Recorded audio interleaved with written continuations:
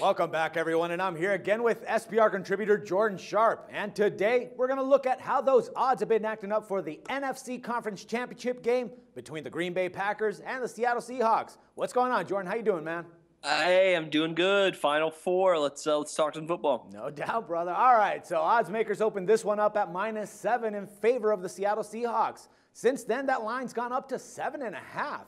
Now, the Packers pretty much had a tough game against the Cowboys last week, and they actually pulled out that win, 21-26, and obviously that Dez Bryant catch called back, helped them a little bit, but we'll get back to that in a bit. Now, the Panthers played the Seahawks also last week.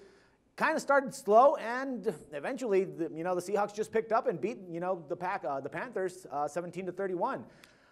I'm a little bit, weary laying 7.5, man. I mean, I know the Seattle Seahawks are a bit better in this case. They're at home, and they have a lot of advantages going for them right now, especially with Aaron Rodgers, having that calf injury, and Eddie Lacy not being 100% either. I don't know, man. I mean, I'd like to take the 7.5 points in this one, but what do you think? Should we see any more movement in the line, and should we be laying or taking those points, man? I think if we see any more movement, we're going to see this hook drop off of the Packers and watch the line go back down to an even -7. I'm with you. I'm kind of intrigued by the Packers plus 7.5.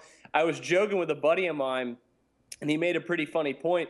He's like, the sportsbooks just love Seattle's defense, but the sportsbooks also love Aaron Rodgers. So they're kind of probably at a crossroads here, and I think they may be giving just a little bit too much love to the Seahawks here. And according to our consensus data, it does look like there is some sharp money coming in on the Packers here taking these points. Aaron Rodgers is not going to go down like they did in week 1 of the season. That even injured and on half a leg, I don't think that's going to happen. Yeah. And the Seahawks defense has pretty much come out publicly and said that they're not buying into his injury as much as the media is. And it appears that some sharp, like I said, the Sharps are apparently not buying into it either. And so that even though it may be a bit risky to bet against Seattle here at home in the NFC Championship game, I think the only way the game's going to go down two ways. Rodgers and the Packers are either going to win outright, or they're going to lose by 2 touchdowns. So I feel like plus 7.5, you still have some value there, and especially there's some teaser value as well. But I'm with you. I hate to say it, but I think the Packers are the play here. I know, man. I mean, we all know that Rodgers is not going to throw to Richardson in this case. He already made that statement, that with him playing, he's just going to go out of work and not have anything to do in the game. And the whole deal, if they can actually get something going on, I mean, the whole problem that is, kind of throwing me off is that they're going to be in Seahawks territory, and, playing at the Clink is going to be a little bit tougher than what they're normally used to, and not being able to communicate properly, that might throw their game off just a little bit. But we saw that Cam Newton didn't have that many problems, when he played there last week also. So it might be a little difficult, but I do believe that if Rodgers is going to be at least 100%, he might be able to take that game.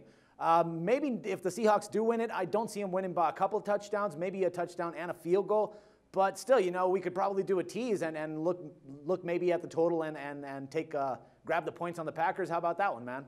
Yeah, I don't think that's a bad idea at all. I will also mention that this could easily be a lower scoring game too.